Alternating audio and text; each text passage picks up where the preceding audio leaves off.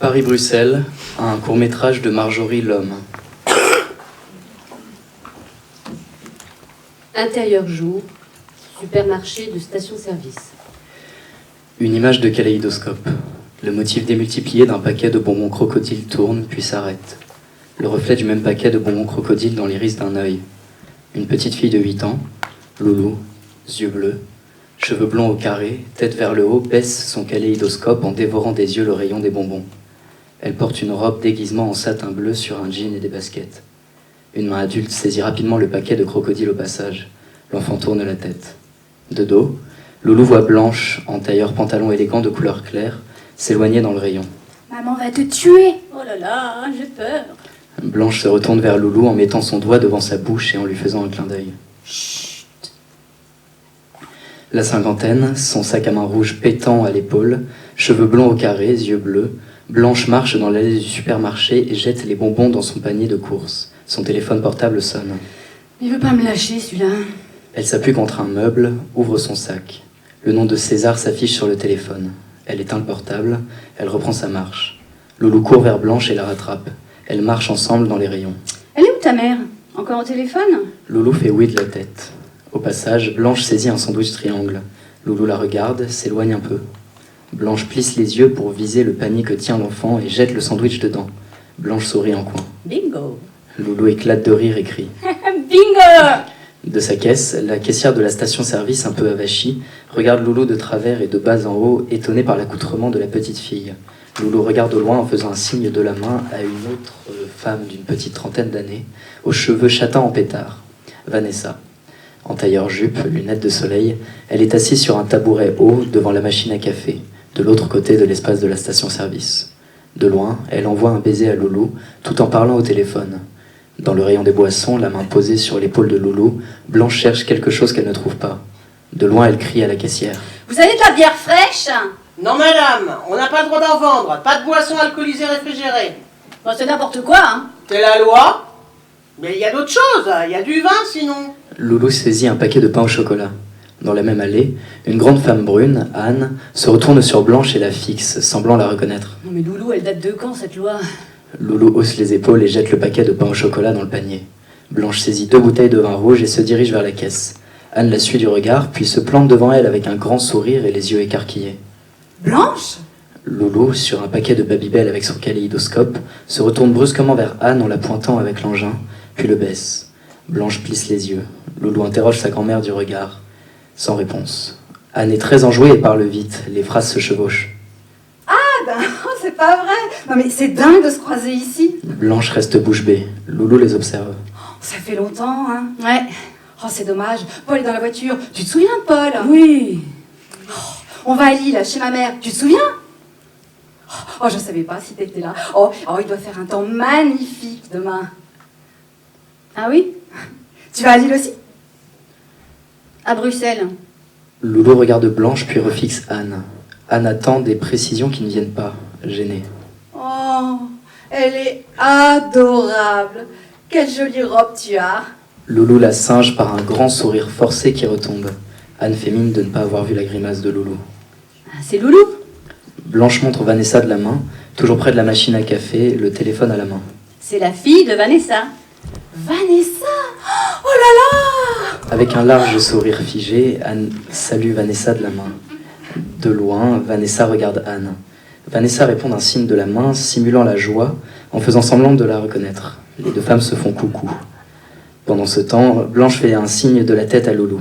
Tentant d'échapper à Anne, elle se dirige en vitesse vers la caisse. Oh, moi aussi, hein. Je dois payer mes gâteaux. Elle montre ses gâteaux.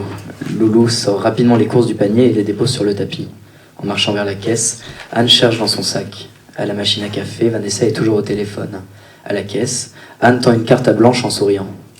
Ça me ferait plaisir qu'on se fasse un dîner. Je suis à Saint-Germain-en-Laye. En mettant les courses dans le sac en cuir rouge de Blanche, Loulou voit Yann à travers la baie vitrée sur le parking.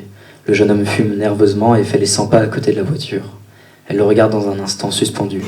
La voix de la caissière la réveille. 31,92. Blanche saisit la carte de visite puis se tourne vers la caissière en lui tendant sa carte bancaire. Je risque de pas être joignable. Blanche se retourne vers Anne. Dans le futur. La caissière, blasée, tend la machine à cartes à Blanche. Loulou, blasé aussi, observe la scène. Pas joignable? Plus joignable. Oh, mais jusqu'à quand? Blanche lève les yeux vers Anne. Pour toujours. Anne perd son sourire et se fige. D'accord. Loulou récupère le ticket. Je vais mourir. La caissière reste bouche bée. Dans un silence, Loulou, le plus tranquillement du monde, met le ticket de caisse dans sa poche. D'accord. J'ai un cancer du cerveau. Là, je vais en Belgique pour mourir. Avec mes enfants, parce qu'en France, je peux pas, je suis obligée d'attendre. De devenir un légume. Alors qu'en Belgique, non. D'accord. Blanche lève sa bouteille de vin avec panache. Là, on va boire un coup parce que ça va leur faire du bien. Elle lève sa main pour faire un signe à Anne et perd l'équilibre. Elle se rattrape sur le bord de la caisse. Loulou lui tend la main. Vanessa voit sa mère tomber, elle court, le téléphone toujours collé à l'oreille. César, t'as compris? Des SMS. On s'appelle pas. En courant, elle raccroche. En prenant appui sur la caisse et sur Loulou, Blanche se retourne et marche seule. Elle sort de la station en zigzagant vers le parking. Loulou, qui tient le sac, court derrière elle et saisit sa main. Vanessa attrape le bras de sa mère. En marchant, Loulou se retourne vers Anne, restée figée à la caisse. Elle la regarde, puis reprend sa route. Extérieur jour, parking de la station-service. Le souffle court, Blanche marche difficilement, soutenue par Loulou et Vanessa. Elle reprend peu à peu ses esprits. Mais c'est fou ça, on peut pas être tranquille. Hein. C'est qui? C'est une copine de fac. Mais tu l'as vue Vanessa quand t'étais petite? Qu'est-ce qu'elle fout là? Et t'as dit quoi? La vérité. Blanche est reprise de vertige et manque de tomber. Elle me lâchait plus. Elle s'arrête pour se stabiliser, toujours soutenue par Vanessa et Loulou. Bon, c'est pas une crise, c'est juste un petit malaise. Bon, allez, il faut y aller là, parce qu'il y a son mari dans le coin et je peux pas l'encadrer. Elles reprennent leur marche. Le téléphone de Blanche se remet à sonner. Pourquoi tu peux pas le faire à Paris? Je t'ai expliqué, Loulou. En France, c'est pas possible. C'est la loi, chérie. C'est pour ça qu'on est obligé de se coltiner tout ça. Le téléphone sonne encore. Pourquoi tu réponds pas à César? Parce que Monsieur César, il m'a lâché. Il n'a pas eu les couilles de venir, César. Maman. Loulou sourit en coin. Bah quoi, c'est vrai, hein? Et puis j'aurais plus tellement l'occasion de lui apprendre des gros mots. Dis-lui au revoir. Blanche se tait en marchant, obstinée. Elle laisse encore le téléphone sonner. Il doit être triste. Décroche. Intérieur, extérieur jour, voiture, parking, station-service. Loulou entre en trombe et s'assied sur la banquette arrière, le pain au chocolat à la main. Dans le rétro, elle croise le regard de Yann, la petite trentaine, très chic, en costume cravate, les traits tirés. Immobile, les mains sur le volant. Blanche s'installe à la place du passager. Vanessa s'engouffre à son tour à l'arrière et ferme sa portière. Bon, Loulou, tu fous pas des miettes partout, là. Je te jure. Eh oh. Bon, les enfants, là, on y va. Yann tourne sa tête sur le côté, vers Blanche, et sourit à sa mère. Il démarre. La voiture fait quelques mètres sur le parking, puis s'arrête. Sans lâcher le volant, Yann regarde par terre. Yann? Je veux rentrer. J'ai les jambes qui tremblent, là. Yann, oppressé, ouvre la portière et sort, allant et venant à côté de la voiture. Loulou, Vanessa et Blanche l'observent de l'intérieur. Pardon. J'en peux plus, Yann. Il faut que ça s'arrête vite, ça va être terrible, sinon, tu sais ça? Et c'est pas utile, ni pour vous, ni pour moi. J'ai peur. Bah moi aussi. Blanche baisse les yeux. Loulou observe sans rien dire, son pain au chocolat à la main. Tu m'avais dit oui. Avec toi, il faut toujours dire oui. Je voulais, je croyais que je pouvais. Tu veux que je conduise? T'es dingue, toi? Bah quoi? Non, mais t'as vu comment tu conduis? Je conduis bien. Maman, dis-lui que je conduis bien. Blanche prend sa tête entre ses mains. N'importe quoi, t'as tout le temps des accidents. Mais c'est pas vrai. Non, si, des petits accidents, tout le temps. Tu conduis pas bien du tout. Oh, les enfants, là, je vous en prie, là, je vous en supplie. Mais c'est n'importe quoi. Silence. N'importe quoi. J'ai mal à la tête. Il se rassied sur son siège et reste immobile, les yeux dans le vague, ému. Loulou mâche sa dernière bouchée de pain au chocolat le plus silencieusement possible, mais fait quand même du bruit. C'est ma voiture de boulot, quoi. Blanche pose tendrement sa main sur la joue d'Yann. Merci. Sans regarder sa mère, Yann pose sa main sur celle de Blanche. Il la retient contre sa joue. Intérieur jour, voiture, autoroute. À travers une vitre, Des champs derrière, une barrière défile vite.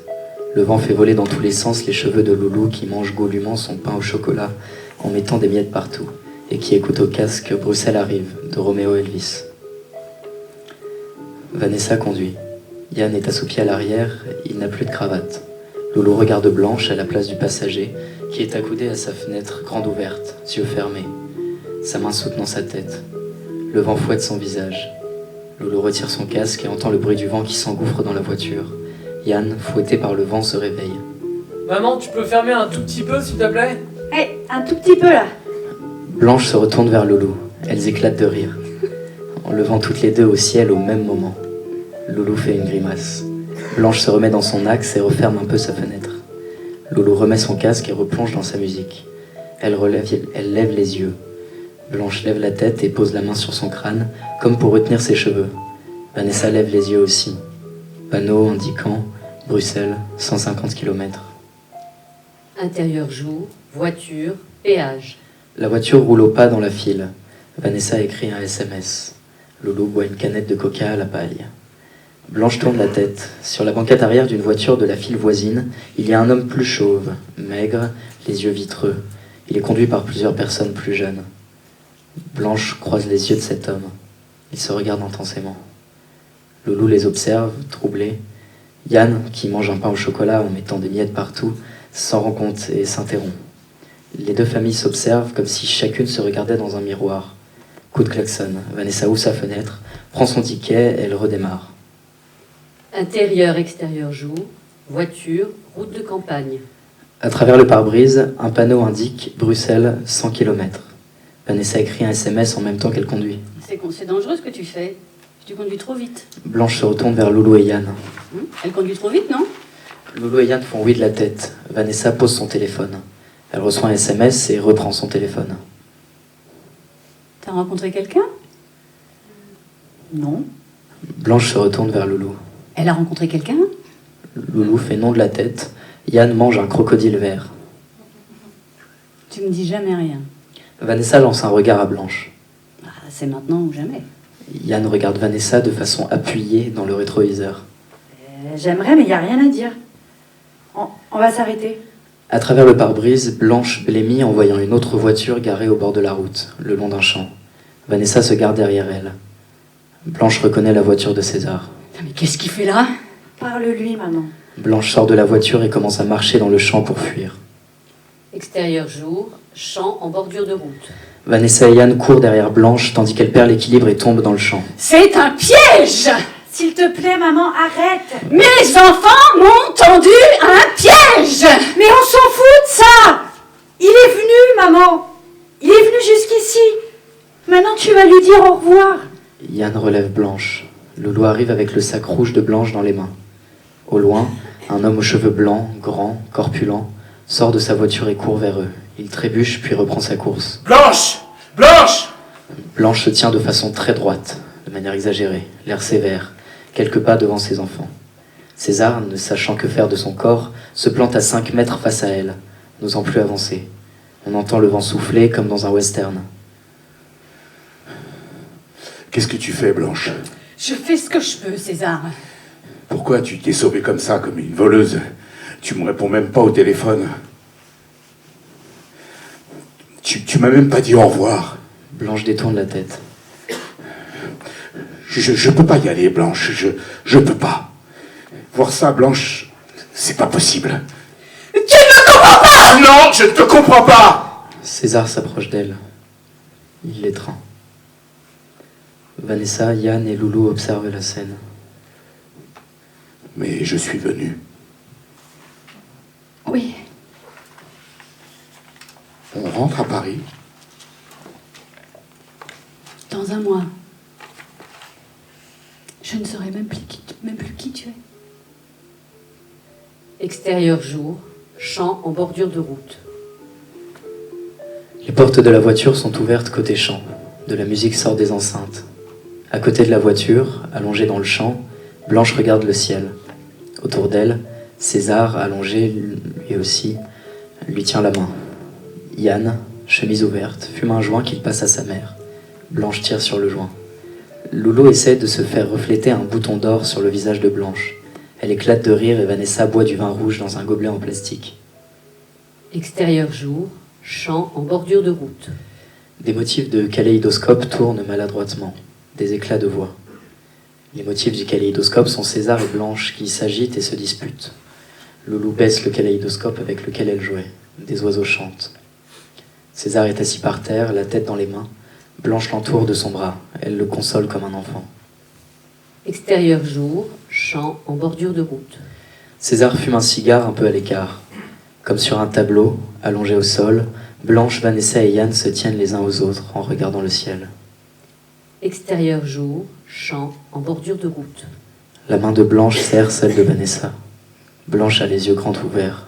Elle se raidit. Maman? Blanche ne répond pas. Elle convulse. Vanessa et Yann se relèvent.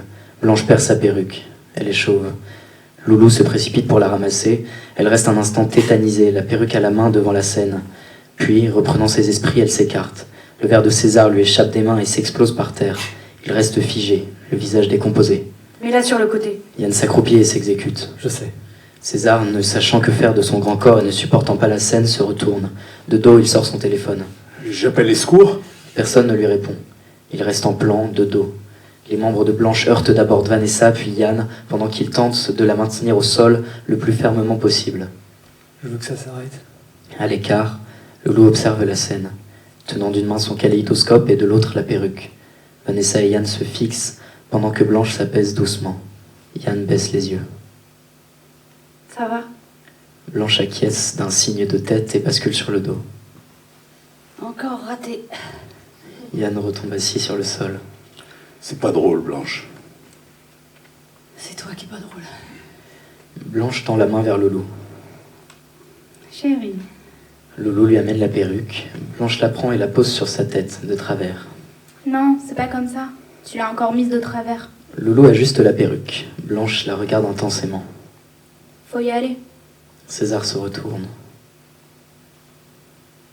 Tu veux venir? Rentre à Paris avec moi. Dans un mois, tu devras changer mes couches, César. C'est ce que tu veux? Tu supportes même pas de me regarder. Ce serait peut-être pas moi. On ferait venir quelqu'un, une aide à domicile. Non, Et puis qu'est-ce qu'on en sait après tout ça va peut-être s'arranger. il est dingue. Non, ça va pas s'arranger, César. Je suis foutue, tu comprends? Foutue? C'est terminé. Il n'y a pas d'espoir. César la fixe, les larmes aux yeux. Pour la première fois, il accepte l'information. Blanche le fixe aussi, les larmes aux yeux, et se radoucit. Elle tend la main à César. Il s'approche d'elle. Il faut que j'aille, César. Il approche son visage du sien et l'embrasse. Au revoir. La voiture démarre et roule. La radio est allumée. Une chanson passe. Blanche, maintenant assise à l'arrière de la voiture, à côté de Loulou, agite un foulard blanc par la fenêtre. Par le pare-brise arrière, Loulou voit César, resté seul au bord de la route, agitant sa main à côté de sa voiture, devenir de plus en plus petit jusqu'à disparaître. Blanche met le foulard dans son sac rouge et le ferme. Elle fredonne les paroles de la chanson qui passe à la radio. Panneau, bienvenue en Belgique. Blanche tend son sac rouge à Loulou. Blanche sourit en coin. Sans quitter Blanche des yeux, Loulou prend le sac et le pose à côté d'elle sur la banquette. Elle sourit en coin à Blanche. Blanche se replace dans son axe. Dans le rétro, les regards de Loulou, Vanessa, Blanche et Yann se croisent. Blanche, les larmes aux yeux, leur sourit dans le rétro. Intérieur jour, voiture. Des motifs de kaléidoscope tournent puis se brouillent. On entend les mêmes infos à la radio. Loulou baisse son jouet. Elle est seule sur la banquette arrière de la voiture. Elle a changé de tenue et porte un jean et un t-shirt. Elle serre contre elle le sac rouge de Blanche. Le visage dévasté, elle fixe la route droit devant. Loulou lève les yeux. Un panneau indique Paris, 200 km. Blanche n'est plus dans la voiture. Vanessa conduit, les yeux rouges. Yann est à la place du passager. Il porte des lunettes de soleil et fume. On entend de la musique à la radio. Loulou ouvre sa fenêtre en grand. Elle ferme les yeux. Le vent qui s'engouffre dans la voiture frappe fort son visage et fait voler ses cheveux ainsi que ceux de Vanessa et Yann. Vanessa lève les yeux dans le rétroviseur, s'apprêtant à gronder sa fille. Elle voit Loulou. Elle se tient comme Blanche le faisait, les yeux fermés, sa main soutenant sa tête, face au vent. Loulou fredonne les paroles de la chanson qui passe à la radio. Vanessa l'observe. Le visage de Vanessa, marqué par la tristesse, s'épanouit tout à coup. Loulou ouvre les yeux et voit sa mère dans le rétroviseur. Elle lui sourit en coin.